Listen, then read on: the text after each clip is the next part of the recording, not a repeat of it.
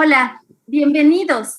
Es la verdad un gusto volver a pasar una tarde de cine con su excelente compañía. Y bueno, en el PUB consideramos que la bioética vincula la ciencia y la filosofía, esto con miras a que podamos aportar soluciones a múltiples conflictos o dilemas cuando se usa o se abusa o se mal usa la ciencia y pues múltiples tecnologías, ¿no? Y bueno, este análisis justamente requiere de un trabajo que sea transdisciplinario. Por eso, en cada sesión estamos convocando profesionales de las más diversas ramas, pues que nos permitan ayudar en este trabajo de reflexión para acceder a un debate social en estos temas que son de frontera o que son temas controversiales. Y en esta ocasión me da mucho gusto recibir y platicar con la doctora Carol Hernández Rodríguez, con quien vamos a reflexionar sobre el tema de agrobiodiversidad y semillas, y pues a través de este documental tan interesante que ella misma pues nos recomendó, que se titula El negocio de las semillas híbridas industriales. Hola Carol, buenas tardes. La verdad es que es un gusto que nos acompañes en este espacio. Hola, muy buenas tardes. Es un placer para mí que me hayan invitado y agradezco mucho la invitación. Como te estaba comentando antes de salir al aire, los cinedebates siempre son importantes. Es una forma de vincular el arte con la ciencia y este ha sido un espacio vital para eso, también como parte del PUB. Entonces yo me siento muy orgullosa de estar aquí el día de hoy. Muchas gracias. Qué bien, Carol, al contrario, gracias. Y bueno, para los que todavía no conozcan a la doctora Carol, pues que ya ha estado muy involucrada en las actividades del PUB, permítanme leerles su síntesis curricular. Carol es nuestra más reciente colaboradora en el PUB y pues gracias a ella contamos con esta nueva área de agricultura y bioética. Ella es doctora en sociología por la Portland State University de Estados Unidos. También es profesora de la Facultad de Ciencias Políticas y Sociales. Sus áreas de especialización son las cuestiones bioéticas en torno a la agricultura y a la sociología agraria crítica, con un enfoque en 3 subáreas: el uso y manejo de los recursos fitogenéticos y los bienes comunes, agricultura y cambio climático, y los movimientos sociales agrarios enfocados en la defensa de la agrobiodiversidad como un bien común. Desde el año pasado participa en la revista de estudios campesinos, en estudios campesinos Right Shop, en estudios críticos agrarios y activismo académico, y en el colectivo de activistas agrarios del sur. La verdad es que la doctora Carol tiene una formación impresionante y ahora que se integra al PUB, pues nos trae todos estos temas que son por demás interesantes, ¿no? Y bueno, les voy a leer también una breve síntesis del documental que esperemos que ustedes hayan podido ver. En caso contrario, todavía pueden ver y volver a ver este documental que a mí particularmente me pareció muy, muy interesante, muy enriquecedor. Y este documental aborda la cuestión de las grandes corporaciones que se han apoderado del bien cultural milenario, que son las semillas. Y bueno, aquí observamos cómo científicos de todo el mundo han estado trabajando para crear frutas y verduras híbridas. Pero entonces surge esta cuestión ética, bioética tan importante. De verdad, ¿qué tan saludable o tan natural o tan justo es lo que consumimos actualmente? Y es que, como vimos en el documental, las semillas modernas y estandarizadas se comercializan como el oro. Unas pocas empresas agrícolas internacionales dominan el negocio y obtienen ganancias multimillonarias, que además producen en países con mano de obra barata, en condiciones miserables y pues a menudo de forma ilegal. Es decir, el buen aspecto y la larga conservación de las frutas y verduras híbridas también se logran pues a expensas de su sabor o de sus nutrientes. Y pues sobre todas estas cuestiones que son tan relevantes, que la verdad es que ni yo había hecho conciencia, pero es verdad que cuando uno ya come un jitomate o alguna otra fruta o verdura, sí que la sentimos diferente, ¿no? La palatabilidad o el sabor es diferente. Entonces, sobre estas cuestiones de biopolítica y de ingeniería genética al manipular estas semillas, Carol nos va a comentar. Y bueno, antes de dar paso al comentario de nuestra distinguida invitada, les quiero pedir como cada tarde a nuestros amigos y amigas que nos acompañan, pues que vayan escribiendo sus comentarios y preguntas en el chat. Ahora sí, Carol, el escenario es tuyo. Adelante. Muchísimas gracias. El documental que vamos a ver es El negocio con las semillas híbridas industriales. Es un documental de la cadena DW, que es una cadena alemana que hace documentales de muchísimos temas. Todos sus documentales originalmente son en inglés, pero ellos los traducen al español, al árabe y no me acuerdo si a algún otro idioma. Entonces siempre están gratis en el internet y en YouTube, y yo les recomiendo muchísimo que vean muchos otros documentales de la cadena. Van a aprender muchísimo. Y si tuvieron la oportunidad de ver el reportaje, se van a dar cuenta que se trabaja con un tema central que podría parecer sencillo, pero van sacando subtemas que son complejos y que dan muchísima riqueza a la discusión. Y eso también lo van a ver en otros documentales de la misma cadena. Entonces vamos a empezar con del día de hoy, de las semillas híbridas industriales. Un momento. Voy a hacer primero un breve resumen de los puntos que se tratan en el documental, de todos los temas que yo considero relevantes, y lo voy a hacer breve para pasar a una contextualización más amplia del tema, ¿no? Entonces, uno de los primeros temas que se habla ese es uno de los últimos temas, pero está relacionado con el segundo, que es la pérdida de agrobiodiversidad. En el documental se menciona que aproximadamente 75% de todas las variedades vegetales se han perdido en el breve periodo de la agricultura industrial moderna, que podríamos considerar como a mediados del siglo XIX y todo el siglo XX y lo que llevamos del siglo XXI. Y esto es importante que lo consideren esta breve línea del tiempo de la agricultura industrial, porque vamos a ver cómo la agricultura es muchísimo más antigua y lleva milenios existiendo. De eso vamos a hablar más adelante. Otro tema del que hablan, que es con el que empieza el documental, es la pérdida de nutrientes en las variedades industriales. Aquí ponen un ejemplo, se enfocan mucho en el jitomate, entonces hacen un análisis entre un jitomate industrial y un jitomate orgánico nativo en una granja, producido en una granja francesa, y estos son los resultados que salen. El jitomate industrial tiene 63% menos calcio, 29% menos magnesio, 72% menos vitamina C, 58% menos licopeno y 56% menos polifenoles en comparación del jitomate orgánico nativo. Entonces, también podemos ver esta pérdida de nutrientes y del valor nutricional de las semillas. Y esto se debe a que en el proceso de la modificación del cultivo, pues también se pierden otras, por ganar unas cosas como por ejemplo la durabilidad de los cultivos, se pierden otros elementos como el sabor y los nutrientes, ¿no? Entonces estamos comiendo realmente frutas y verduras con menor valor nutritivo de lo que hacíamos antes. Un tercer tema son la relación de las corporaciones transnacionales con las universidades y centros de investigación. Y yo creo que este es un punto central del documental y que abona a la discusión. Yo he trabajado mucho tiempo con estos temas y este es un tema que se trata poco, ¿no? Entonces, este es un plus del documental. Entonces, aquí podemos ver, por ejemplo, que las industrias privadas, grandes industrias transnacionales, que en un momento vamos a ver cuáles son, financian la investigación en las universidades.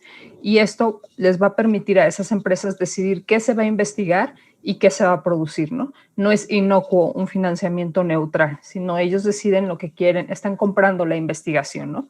Entonces aquí se dan unos ejemplos en el documental.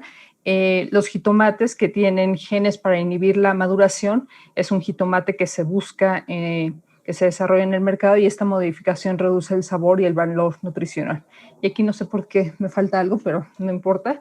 Y en cambio, el mismo fitomejorador, que en este caso es Haim Rabinovich, de la Universidad Hebrea de Jerusalén, el que es entrevistado, dice que él ha propuesto desde la década de los 90 un jitomate que le llama ACE, que contenga vitaminas A, C y E, pero que las industrias no están interesadas en financiar eso.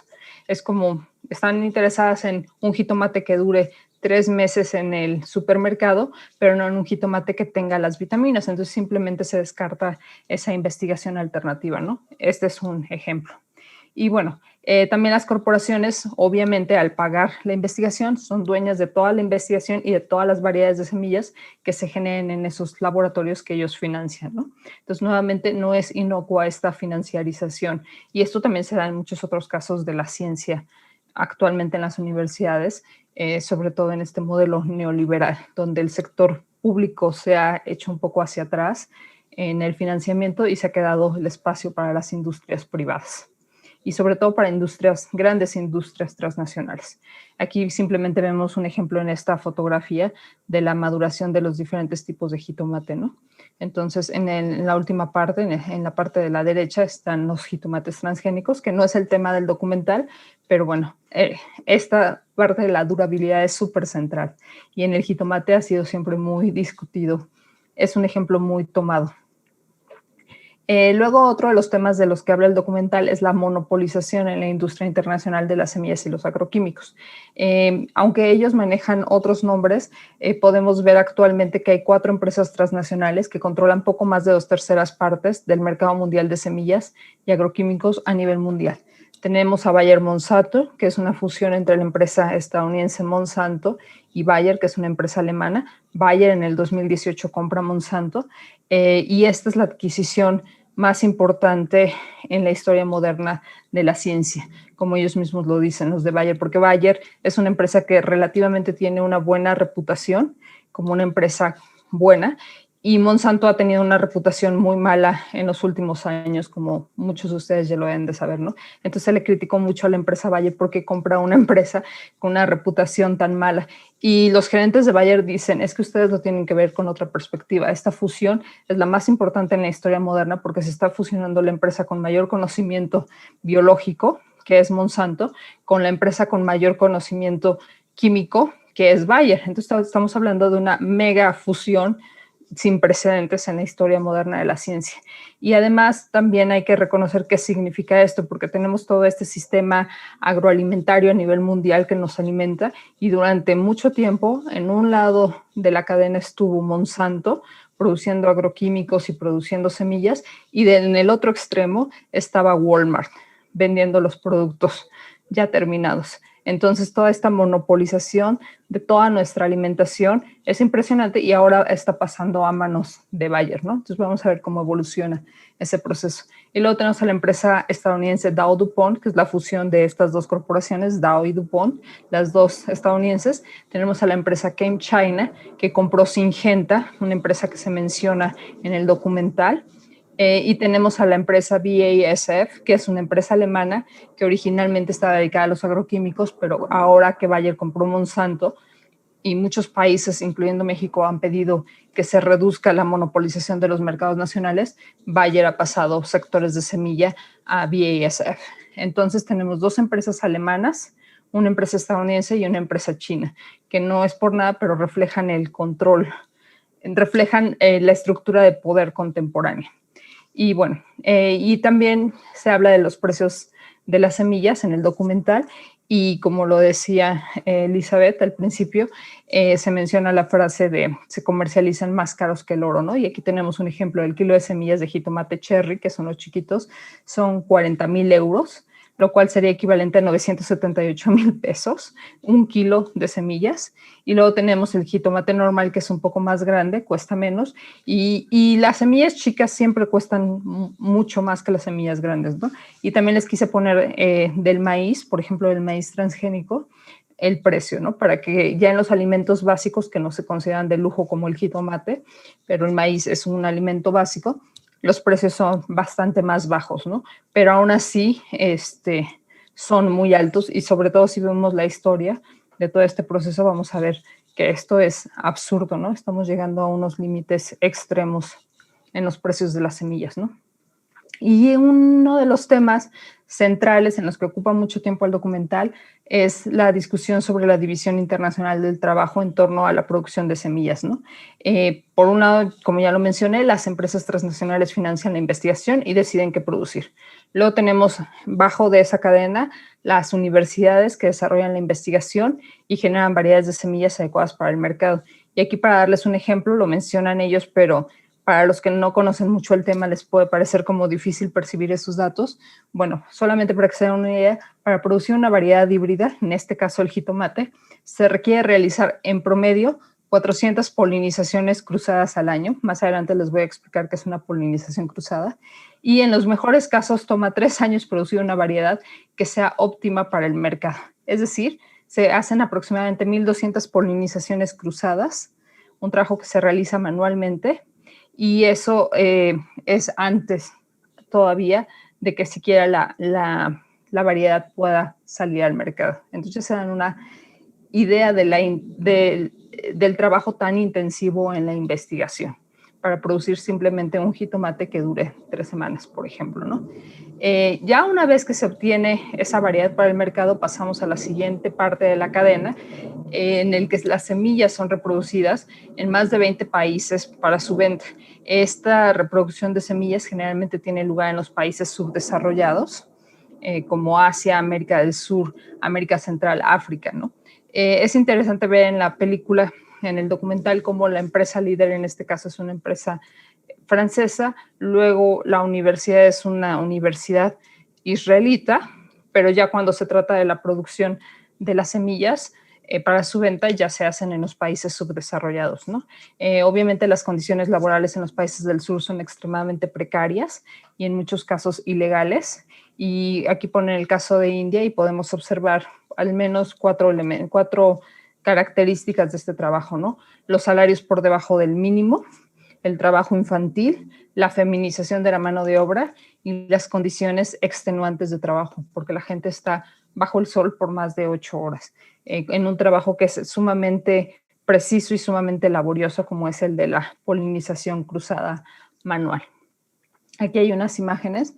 Bueno, la primera obviamente es una niña hindú trabajando ahí, pero aquí pueden darse cuenta en las otras 2 imágenes lo detallado que es este proceso. Es abrir la flor, muchas veces con unas pinzas súper delgaditas, sacar el polen y luego insertar el polen en otra flor, ¿no? Y es un trabajo que se hace manualmente y ya vimos, se tiene que hacer muchísimas veces.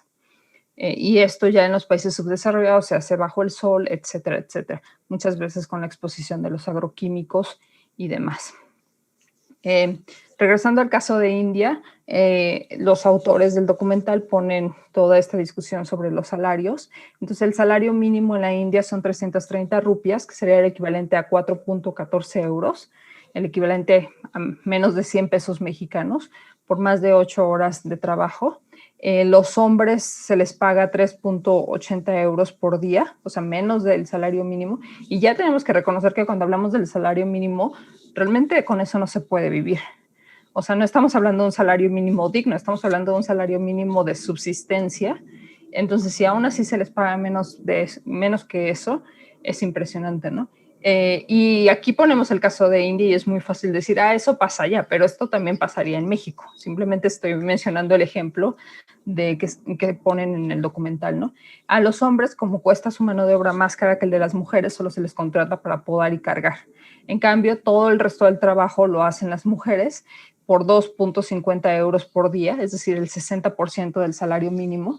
Y obviamente las mujeres son la principal mano de obra junto con niños, o más bien niñas, y se discute cómo 2 niños hacen el trabajo de 3 adultos, sobre todo en tareas repetitivas y rápidas, ¿no? Entonces los niños salen mucho más productivos que los adultos. Y el tipo de trabajo obviamente genera dolores en los ojos y la espalda, además de exposición a agroquímicos y que la piel se quema, etcétera, ¿no? Y aquí viene una parte interesante. El kilo de semillas de jitomate que producen estos productores en la India o en los países subdesarrollados se vende a la empresa transnacional en 102 euros. Y ellos mencionan, si obtuviéramos 26 euros más por kilo, es decir, que se pagara en 128 euros el kilo de semillas, podríamos pagar el salario mínimo a los trabajadores, ¿no? Estos son números microscópicos en comparación de las ganancias de las empresas, como ya pudimos ver, ¿no? Aquí están pagando el kilo a 102 euros a los productores y si nos regresamos aquí, vemos a lo que se vende en el mercado. O sea, el mismo kilo de semillas, este es el precio en el mercado internacional europeo. Entonces, Los cultivadores locales, además de todo, desconocen la variedad que están cultivando y el precio de las semillas en el mercado europeo. Se mantiene esta incógnita, ¿no? Las variedades de semillas se manejan por números y no por nombres, y la idea es que no se conozca nada, que no tengan idea de cuánto cuesta en el mercado internacional, de que no tengan idea qué variedad están produciendo, etcétera, para que no intervengan en el precio final. Entonces, ahora voy a empezar con un poco mi exposición. Mi exposición es un poco larga, entonces lo voy a intentar decir lo más rápido posible y ya después podemos regresar a algunas partes, pero sí les quiero dar una idea, ¿no? Entonces tenemos obviamente que empezar por el tema de la domesticación y origen de la agricultura para entender cómo llegamos a este punto, ¿no? Entonces, aquí podemos ver una imagen de la domesticación del maíz, que pasamos del teocintle al maíz moderno. Obviamente la domesticación se refiere al proceso de selección genética efectuado por los humanos, consciente o inconscientemente, para adaptar plantas o animales silvestres al cultivo y a la cría. Aquí estamos hablando de las semillas, pero podríamos hablar de los animales también, ¿no?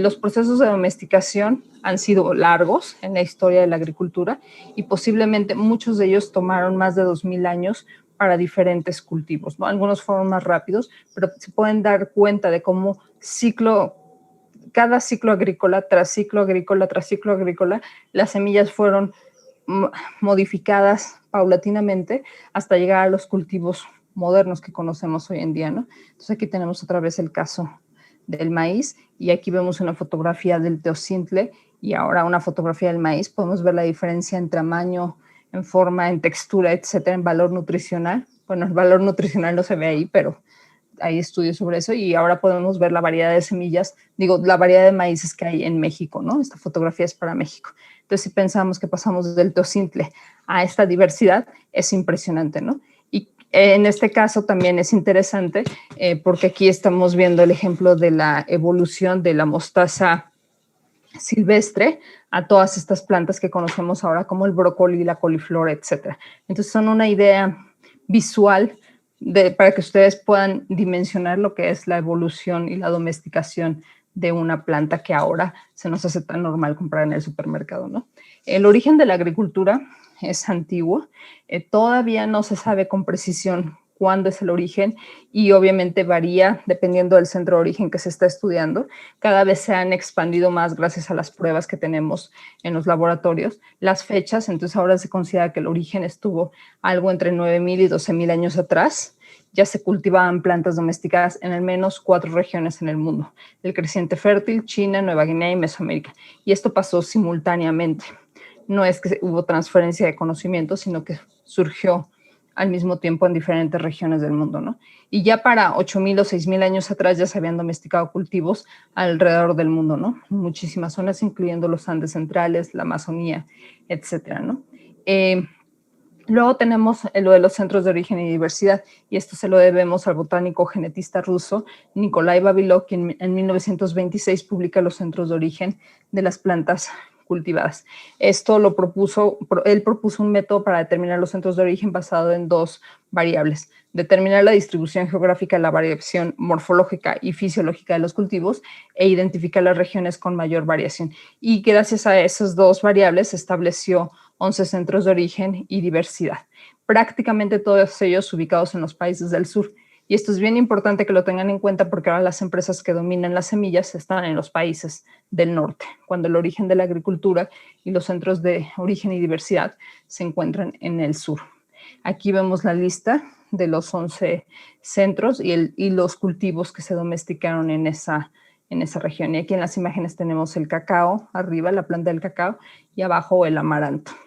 Y estos mapas simplemente es para que se den una idea de la inmensidad de la transferencia a través del comercio. Por ejemplo, en la colonia, en este caso, estas son las rutas españolas y portuguesas en las que se transfirieron muchísimos de estos cultivos de una región a otra, ¿no? Y en este mapa ya específicamente se habla de la migración y asociaciones potenciales del germoplasma del maíz a nivel global, es decir, a dónde ha migrado, cómo se ha combinado, etcétera. Entonces ya se pueden dar cuenta que ya estábamos hablando de una globalización previa al mundo contemporáneo y que es súper rica y que ha ayudado a toda la diseminación de los cultivos, ¿no? Entonces luego pasamos a la etapa de la agricultura industrial, la revolución verde y los transgénicos, que es donde nos encontramos ahora, ¿no? Lo de la hibridización me parece que aunque es algo conceptual, es importante que lo tengan en cuenta. La hibridización es el proceso de producir una planta o un animal por medio de la mezcla de dos variedades o especies diferentes de plantas o animales. Aquí vemos en los dibujitos, ¿no? La polinización cruzada es la polinización de una floroplanta con el polen de otra floroplanta, y la polinización es la transferencia del polen de la parte masculina de la planta a la parte femenina de la planta, permitiendo su fertilización y la producción de semillas. Y la hibridización ha sido una práctica común entre los agricultores por milenios, ya sea una hibridización consciente o inconscientemente. Y hice énfasis en la hibridización porque estamos hablando de plantas híbridas en el documental y es importante que lo conozcan, ¿no? Obviamente, si vamos a hablar de la agricultura moderna, de la agricultura industrial, tenemos que entender el contexto de origen.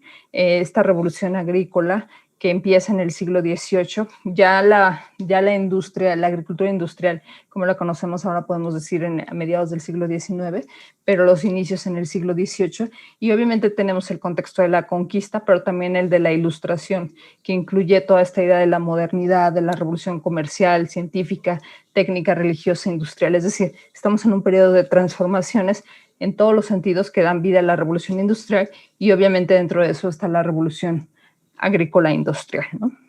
Entonces ya vemos el surgimiento del fitomejoramiento industrial. Muchos le llaman el fitomejoramiento formal, pero yo considero que industrial es una mejor palabra, que empieza en el siglo XIX a mediados, ¿no? Ya para este momento tenemos un proceso de selección sistemática o científica en términos de Darwin, ya tenemos un mayor conocimiento sobre la sexualidad de las plantas y ya tenemos, por ejemplo, todas las ideas de la evolución y la domesticación con Darwin, pero también, y esto fue súper importante, tener los conocimientos de genética y herencia en las plantas de Mendel. Sin estos dos elementos sería difícil haber llegado a donde estamos ahora en la ciencia del fitomejoramiento industrial. Antes ya sabían, los agricultores hacían muchos procesos de manera inconsciente o de manera intuitiva, pero estas son las primeras veces, sobre todo con Mendel, que se pueden explicar las leyes de la genética y claramente puedes decidir qué factores quieres reproducir en los híbridos y qué factores quieres excluir. Entonces, la primera vez que se hace de esta manera tan consciente, ¿no? Y luego tenemos el proyecto de la Revolución Verde, que inicia en los años 40 y que tiene un auge impresionante en los años 60 y 70 y sigue actualmente, aunque muchos autores ya no le llaman la Revolución Verde o le llaman la Nueva Revolución Verde.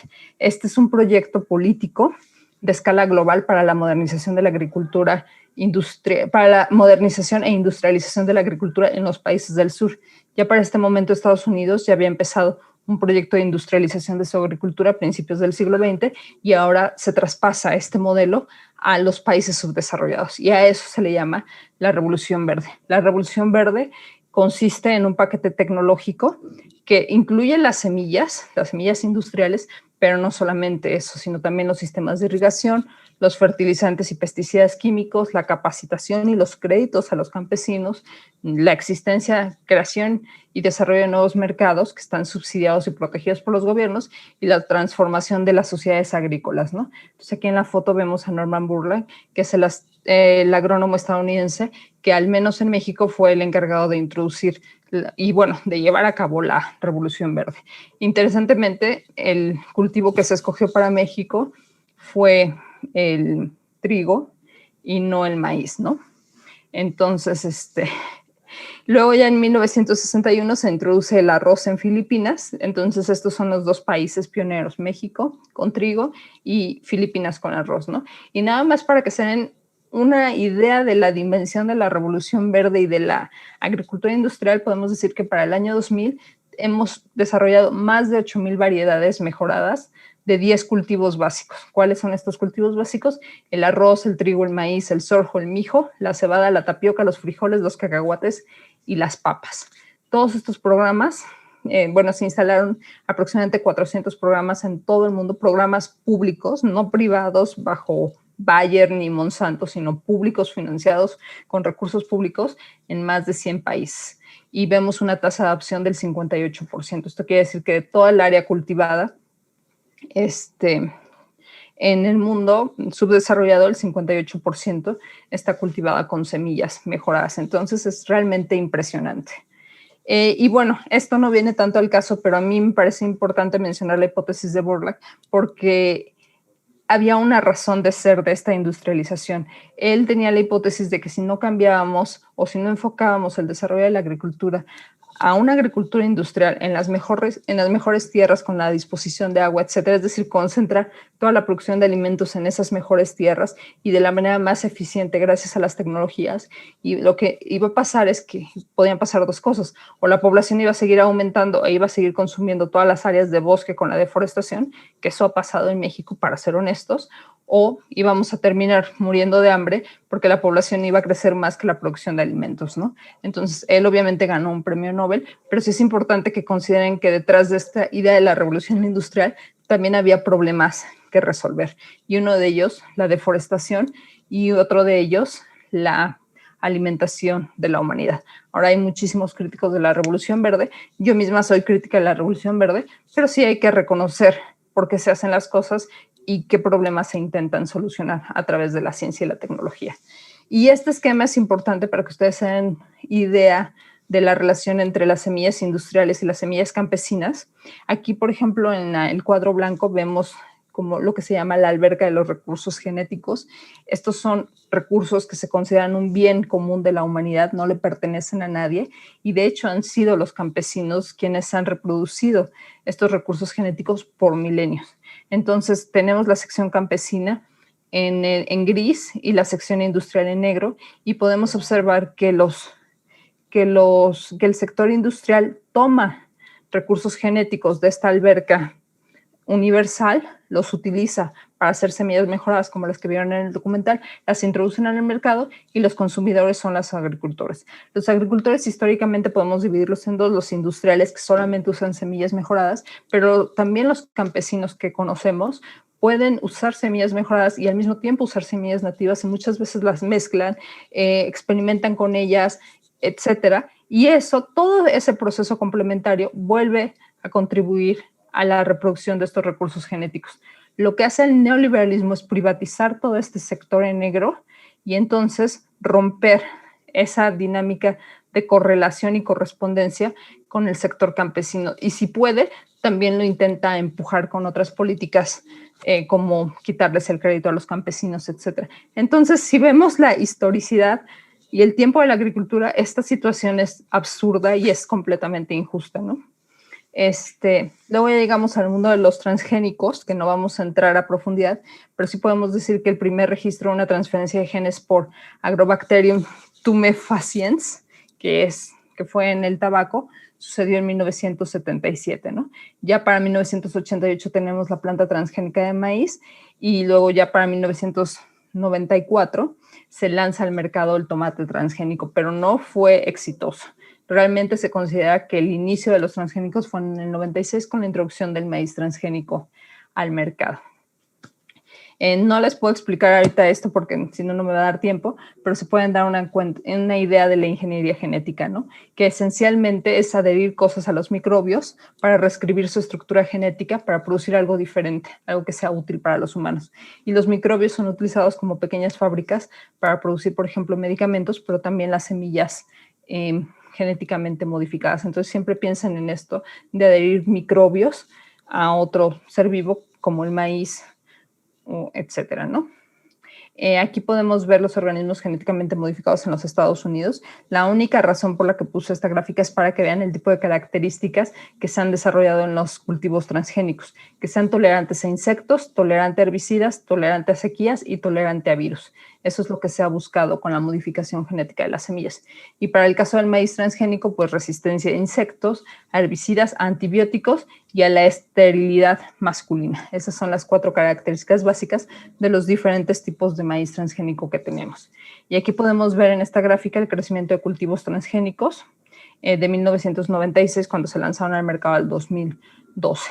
Estos son las hectáreas en total, y luego en rojo, en verde las hectáreas en total cultivadas con transgénicos, en rojo en los países subdesarrollados y en azul en los países industrializados.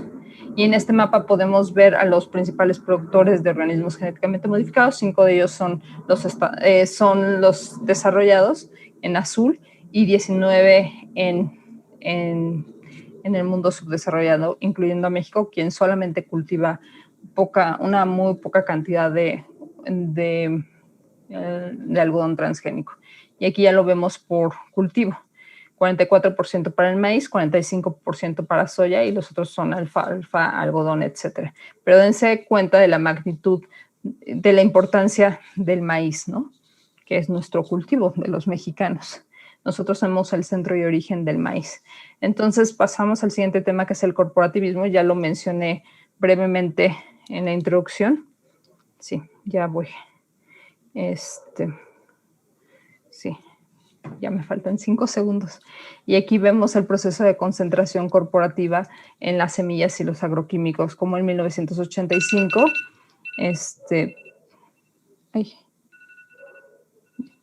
en 1985, las 4 corporaciones, no sé cómo quitar ahora esto, las 4 corporaciones líderes en el sector controlaban solamente el 8% del mercado internacional de semillas y agroquímicos.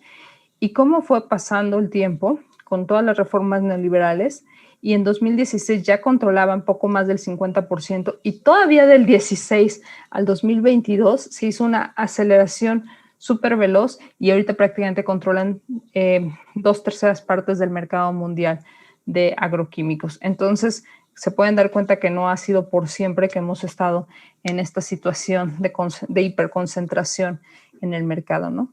Y estas son las 4 corporaciones líderes que les había mencionado, y si quieren podemos dejarlo aquí y ya hacemos una discusión más adelante. Muchas gracias. Sí, muchísimas gracias, Carol. La verdad es que nos dejas con la boca abierta, con tanta información tan interesante de la que se pueden sacar pues también muchas otras discusiones y debates. Y pues sí, en efecto, ya hay bastantes preguntas en torno al documental y a lo que nos has mencionado, te felicito, pero sí me gustaría preguntarte algo primero yo. Bueno, a mí, por ejemplo, me llama mucho la atención cómo es que esta fruta que se echa tan rápido a perder, por ejemplo, yo he ido a la central de abastos y veo cómo se tira, ¿no? Se desperdicia, y me da mucha tristeza cómo no se pueden vincular con estos programas de pues bancos de alimentos para que se pueda compartir con otras personas que no tienen la posibilidad de recurrir a estos pues alimentos, porque la verdad es que hay muchos que nada más tienen una manchita café y ya se tiran y podrían ser comidos. Le cortas, bueno, a mí me pasa, ¿no? Me traigo mi fruta del mercado, se pone el plátano negrito y claro, mis hijos no lo quieren comer, pero yo lo corto y ya, se ve bonito, ¿no? Exactamente. Pero, por ejemplo, cuando vi en el documental que tú bien mencionabas que es un trabajo súper complicado esto de la polinización, de estar agachado, y también dije, es que es impresionante. No sé si tú, ¿qué me podrías comentar respecto a lo que escribe Yuval Noah Harari en este libro tan famoso que todo el mundo comenta de Animales a Dioses? Pero que hay una parte que a mí particularmente me llamó la atención ahora que ya vi el documental, y que él dice que, bueno, que si nosotros no hubiéramos cambiado de cazador-recolector a agricultor, pues todavía podríamos tener muchísima diversidad de alimentos, y ahora nos estamos concentrando en esas 10 variedades de semillas, ¿no? Por las que nos estamos además peleando entre nosotros, y que a cambio era mucho más trabajo de estar ahí nómada, cuidando tu cultivo, protegiéndolo de los grupos enemigos, de los propios animales, pero obtenía una dieta peor, dice, ¿no? Porque la verdad es que y que entonces la revolución agrícola fue el mayor fraude de la historia. ¿Qué opinas? Yo tengo unas ideas controversiales respecto a eso, porque yo creo que como tú como bióloga sabes que hay muchas cosas que se pueden decir en contra de la ciencia, pero la ciencia por algo existe y los beneficios de la ciencia son impresionantes, ¿no? Y por ejemplo, antes de la agricultura industrial, y eso fue justamente lo que quise mostrar en la periodización, llevábamos milenios cultivando la tierra, ¿no? Milenios con el proceso de domesticación. Entonces también pensar que él hubiera sido diferente ya es una necedad de nuestra mente humana, ¿no? Entonces, y luego tendemos mucho, sobre todo con las nuevas dietas como la paleo y eso, a decir, wow, es que los recolectores solamente comían carne y no comían granos que te hacían engordar y todo eso. Son cosas absurdas. La vida de los recolectores y de los cazadores era terrible en muchas cosas. Se tenía que preparar desde los más jóvenes, o sea, desde que eran niños, para sumarse a los equipos de los cazadores. Se cazaba unas pocas veces al año. A veces en los procesos de cazamiento moría la gente del ataque, obviamente, y ya, y eso tenía que alimentar a toda una aldea, ¿no? Entonces se comía poco, se comía mucho más proteínas vegetales de lo que se quiere reconocer en estas nuevas mitificaciones y se vivía en condiciones terribles. Bueno, tal vez no terribles, pero sí dificilísimas que nadie ahora quiere vivir, ¿no? Entonces la agricultura vino a cambiar completamente eso. Y lo interesante de la importancia de la agricultura es que no lo hizo solamente una cultura. Tú viste cómo surge el proceso de la agricultura, de la domesticación en muchas partes del mundo simultáneamente. Entonces era útil para los humanos la agricultura, ¿no? Por supuesto que ya viene la industrialización de la agricultura y la Revolución Verde es un proyecto político, no solamente es un proyecto técnico, sino es un proyecto político en el periodo de la posguerra, de la Segunda Guerra Mundial. Es un momento en el que tenemos a la Unión Soviética con un modelo completamente alternativo al capitalismo y súper fuerte. Vemos a una Europa destrozada, que muchísima gente de izquierda, o sea, era llamativo, no solamente para los países subdesarrollados, sino para los europeos. Y en ese momento Estados Unidos dice, tenemos que hacer algo con el hambre del mundo, porque si no todo va a conllevar a revoluciones y a un efecto dominó. Entonces se lanza esta idea de replicar el modelo estadounidense en la agricultura, de que la gente se alimente y esa es la principal forma en la que se reducen las revoluciones. Entonces está este proyecto político y ya, por supuesto, ahora tenemos esta mega industrialización, pero hay que reconocer que la Revolución Verde empezó como un proyecto político público, financiado por Estados Unidos, financiado por los países. Es el periodo en la historia de la humanidad en la que se han producido más alimentos en el mundo. O sea, no hay un periodo que podemos equiparar. Y por supuesto que ha tenido fracasos como este proceso de quimicalización extrema en el que vivimos y esta deforestación impresionante, pero al mismo tiempo la agricultura industrial ha permitido no reducir, pero limitar cada vez más esa expansión por la búsqueda de nuevas tierras que originalmente son bosques y destruirlas para hacer parcelas de cultivo, ¿no? Entonces todo tiene como pros y contras y yo creo que si realmente algo malo le ha pasado a la humanidad es que hemos crecido exponencialmente los humanos y nos estamos volviendo en un cáncer para el planeta, que es justamente como uno de los originarios de la bioética nos ha denominado a nosotros mismos, ¿no? El cáncer del planeta. Entonces, si yo veo un problema, es este crecimiento exponencial de la humanidad. Sí, totalmente de acuerdo contigo. Si hubiéramos seguido siendo recolectores, a lo mejor no nos hubiéramos reproducido. No, seríamos poquitos, pues con poquita comida para poquitos. Claro, claro. No, estoy de acuerdo contigo, totalmente. A ver, pregunta Alicia Elizabeth Arauz. ¿Existen consecuencias riesgosas en el consumo de semillas híbridas para la salud, tanto para los humanos como para los animales no humanos? Y Tere Muñoz dice, ¿qué institución es la que debería regular esta industria para evitar estos abusos a la población vulnerable? Quiero pensar los niños, las mujeres que trabajan, y que es indignante que los corporativos se hagan multimillonarios a costa de la salud de esa gente.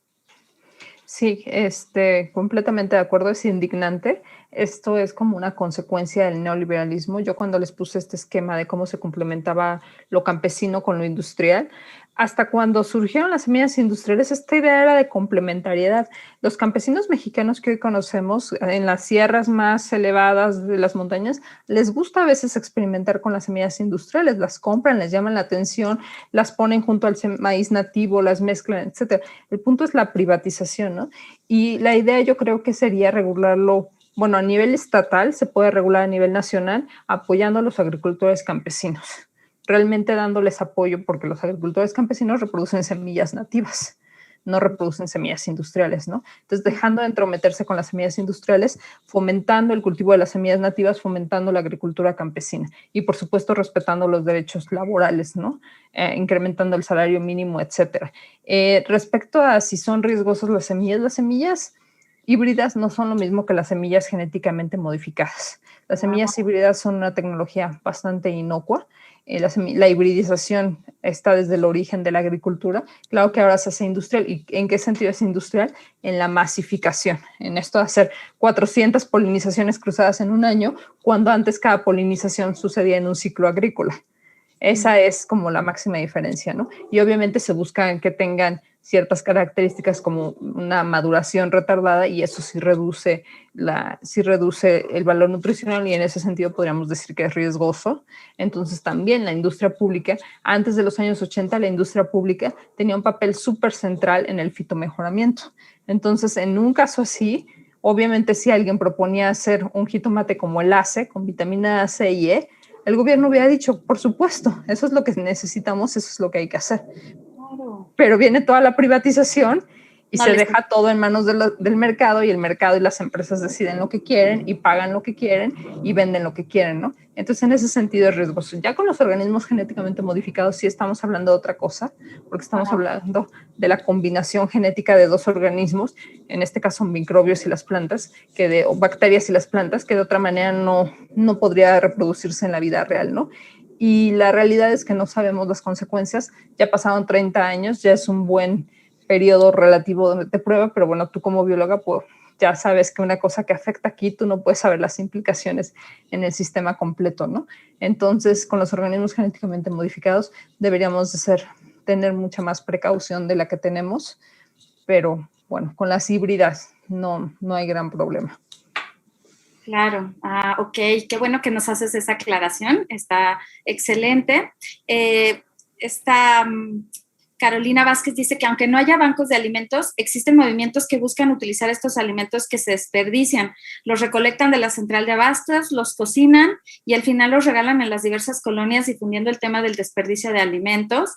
Uno de esos movimientos se llama Food Not Booms. Y Sofía Díaz dice que también está esta app Olio, que también es buena y una fácil forma de intercambiar alimento con los vecinos. Y bueno, David Cifuentes pregunta que si servirá en algo en el futuro el Banco Mundial de Semillas de Svalbard. Sí, ok. Esta idea de comida no bombas, este movimiento en Estados Unidos, tiene justamente esta idea, y no solamente es la idea de recolectar comida para que no se tire, sino es la idea de ¿para qué financiar la guerra si mejor podemos financiar la alimentación de la humanidad, ¿no?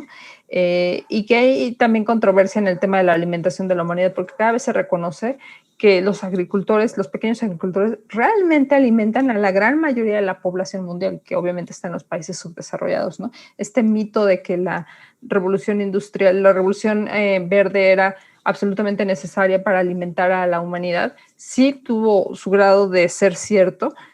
Por ejemplo, la India pasó de ser un país completamente dependiente en alimentos a convertirse en un país independiente en alimentos con la revolución verde, pero al mismo tiempo eso ha como ocultado el papel central que tienen los campesinos en la alimentación de la población mundial, que es impresionante, ¿no? Entonces tenemos que apoyar a los agricultores campesinos.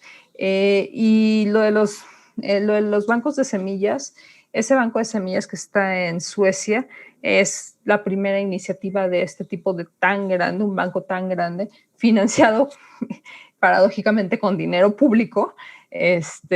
Lo pagó el gobierno sueco, y guarda una gran cantidad de semillas de todo el mundo. La idea es que los bancos de semillas muchas veces se pierden en las guerras, con las inundaciones, con las sequías, etcétera. Entonces se pierde lo que tienes ahí guardado y este banco se supone que está hecho a prueba de todo, aunque es chistoso porque ahora con cambio climático salió la noticia de que se había derretido el hielo abajo y entonces se había empezado a inundar el banco, pero bueno, no había llegado a la válvula central. Entonces este banco de semillas está hecho en contra de cualquier problema de ese tipo, que sí es la guerra, que sí son inundaciones, calor, etcétera, y la idea es resguardar la biodiversidad del mundo entero. Pero hay que entender que cuando tú guardas una semilla en un banco, es como si le tomaras una foto. Tú estás guardando sus características genéticas en el momento en que tú la recolectaste. Ya después la reproduces en el banco, pero no tiene este proceso de evolución genética que se da en el campo, cultivo tras cultivo, que es lo que pasó con la domesticación por más de 2000 años, ¿no? Entonces, ahora, antes se menospreciaba mucho la agricultura campesina, se sobrepreciaban este tipo de bancos de semillas, y ahora cada vez con cambio climático se ha reconocido que se necesitan las dos. Estos bancos que resguarden estas semillas de todo el mundo para que no se pierdan por las guerras, por el abandono, por las crisis económicas, etcétera. Y al mismo tiempo reconocer el papel de los campesinos porque es en el campo donde las semillas evolucionan. En los bancos no evolucionan y en el campo sí. Entonces ahora se necesitan otra vez el mejoramiento in situ, que es por los campesinos, y el mejoramiento ex situ, que es en los bancos de semillas, ¿no? Entonces es otra vez complementario y regresar a ese esquema que les enseñé, gris con negro, a que eso era el origen, algo complementario, algo que ayudara a esa reproducción de los recursos genéticos. Ok, gracias. Paola Mercado pregunta, buenas tardes, disculpe, ¿por qué se permite la comercialización de alimentos con bajos índices nutrimentales sin sanciones? ¿Hay algún organismo que regule este aspecto? Y Diego Óscar Osornio dice, al estandarizar una fruta o verdura como el jitomate mediante híbridos, hacen que se pierda la variabilidad genética y por ende una gran pérdida de la biodiversidad de especies nativas. ¿Creen que las industrias y empresarios están conscientes del gran impacto que generan o solo les importa producir al menor costo? Sí, las dos preguntas son interesantes. No hay deberíamos de tener un organismo que regulara el valor nutricional, pero para saber eso hay que hacer los estudios y yo creo que ni siquiera se hacen los estudios, ¿no? Del valor nutricional de las verduras. Este es un tema no muy extendido, el del valor nutricional. Yo cuando vi el documental hasta a mí me llamó la atención. Yo ya lo sabía, pero no es algo de lo que se está hablando todo el tiempo, ¿no? Se da prioridad a lo otro. Él mismo lo dice en el documental, cuando no producíamos este tipo de tomates de larga durabilidad, nuestros jitomates duraban 4 o 5 días, los teníamos que transportar en avión porque si los transportábamos en barco ya no llegaban al mercado y imagínense, recolección, transporte y venta en menos de 4 días, imposible, ¿no? Imposible. Y luego la otra es que también los consumidores nos hemos vuelto chiquiosos hasta más no poder, ¿no? Y en Estados Unidos 1000 veces peor que en México. En Estados Unidos aproximadamente el 40% de todos los alimentos que se producen son tirados a la basura. Ese es un porcentaje altísimo, porque además lo que se produce en Estados Unidos no es el mismo 40% que se produce en México. La producción de alimentos de ellos es impresionante y todo lo tiran así. Los plátanos les sale una mancha, pero no una mancha grande, una micro mancha y a la basura, las fresas a la basura, todo a la basura. Entonces sí tenemos que nosotros mismos dejar de pensar en estos parámetros de que el jitomate tiene que estar perfecto para que lo queramos comer, etcétera, ¿no? Y lo de la variabilidad genética, si todos sabemos que se ha reducido la variabilidad genética en el 75%, las empresas lo tienen que saber. Pero yo aquí es algo que les repito a mis alumnos todo el tiempo. Esta idea de que pensemos que las empresas tienen que convertirse en buenas personas que vean por el bien de los demás es absurdo. Los empresarios saben, y eso lo han dicho en las entrevistas todo el tiempo, cuál es la razón fundacional de una empresa: generar ganancias. Y les preguntan, pero el bien social, o en el caso de las farmacéuticas, y el bien de los pacientes, y te vuelven a repetir, la razón fundacional de una empresa es generar ganancias. Entonces, los que no nos debemos de equivocar somos nosotros. Ellos no van a ponerse a autorregularse a sí mismos en beneficio de nosotros. Claro que están jugando en una perspectiva cortoplacista porque ya estamos con el cambio climático encima, ¿no? Pero eso también es una característica del capital, su perspectiva cortoplacista de crecimiento exponencial. Sí, es verdad.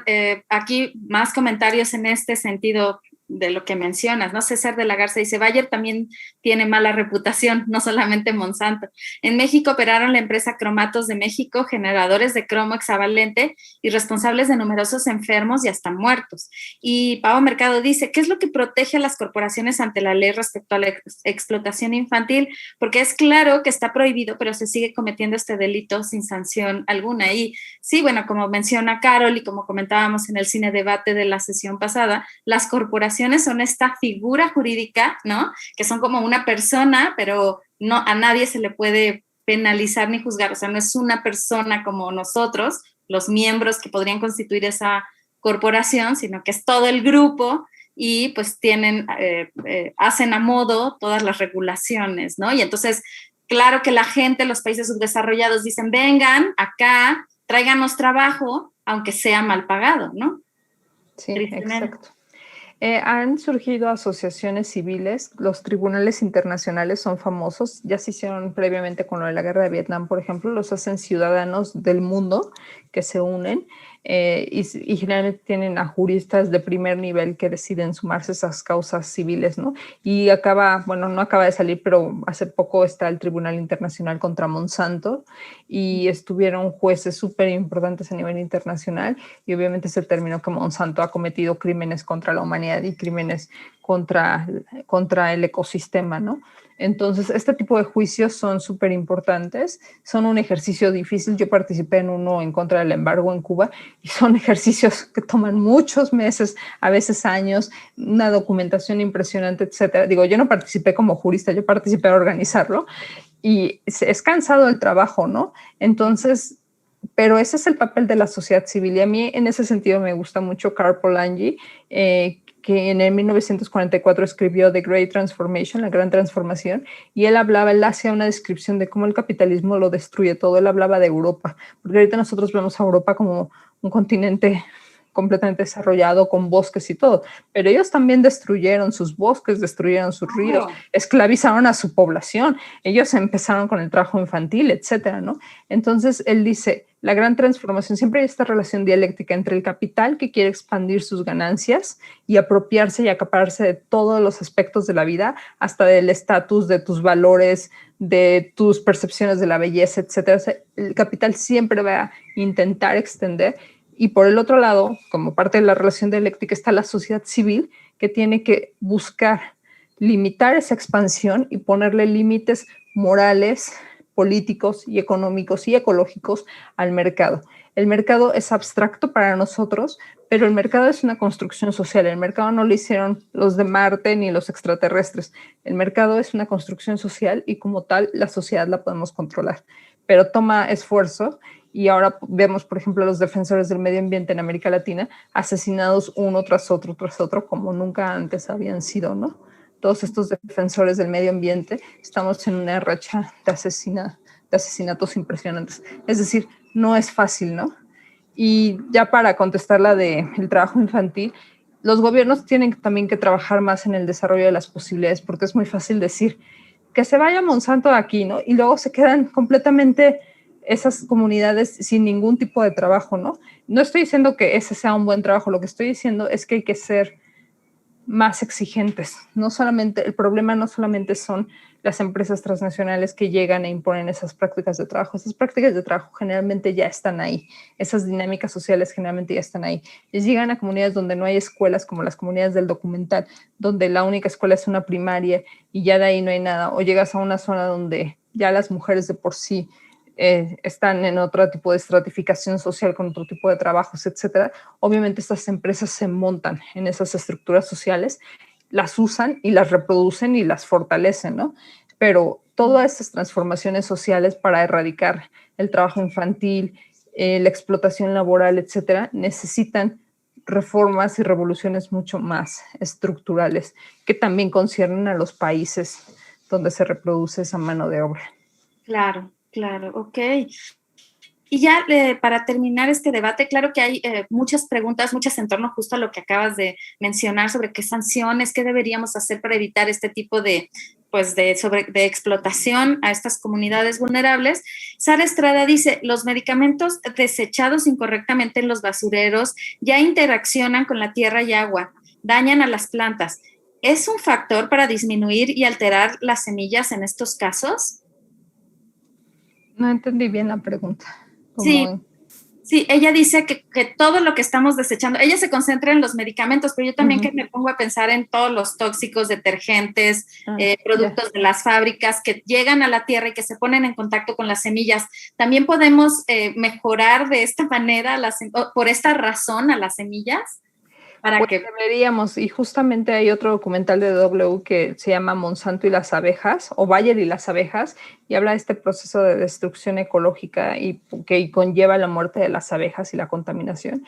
Y obviamente las semillas, las nuevas semillas, por ejemplo, las que están como forradas o cubiertas, bueno, lo tienen en los genes, pero la semilla, por ejemplo, se vuelve azul o verdecita porque ya tiene los agroquímicos introducidos, ¿no? Obviamente son súper contaminantes, ¿no? Y la agricultura es una de las prácticas más contaminantes. Si estuviéramos hablando de agricultura y cambio climático, lo hubiéramos visto, pero, por ejemplo, la agricultura es responsable del 78% de la eutrofización del agua, es decir, de la contaminación del agua. Imagínense, 78%. La agricultura ocupa el 50% de toda la tierra habitable en el planeta, descontando los desiertos. La agricultura ocupa el 70% de toda el agua dulce en el mundo. Entonces, cada vez que estamos tirando y desechando plátanos porque no nos gustan y todo, tenemos que pensar en la complejidad, toda el agua que se está utilizando, toda la tierra que se está utilizando. Y ya a eso le podemos agregar los derechos humanos, los derechos laborales, etcétera, ¿no? Pero bueno, las empresas también saben eso y no son las empresas quienes se van a autorregular a sí mismas. Tenemos que nosotros luchar y hacer esa regulación y también comer con conciencia, ¿no? Claro, ¿no? Sí, ay, bravo, Caro. La verdad es que nos dejas con un montón de condiciones, situaciones que tenemos que seguir reflexionando, trabajando personalmente y, claro, en comunidades, en pequeñas comunidades y en sociedad, en países y, bueno, en tratados y acuerdos. La verdad es que estoy muy agradecida porque nos hayas acompañado con tan importante reflexión.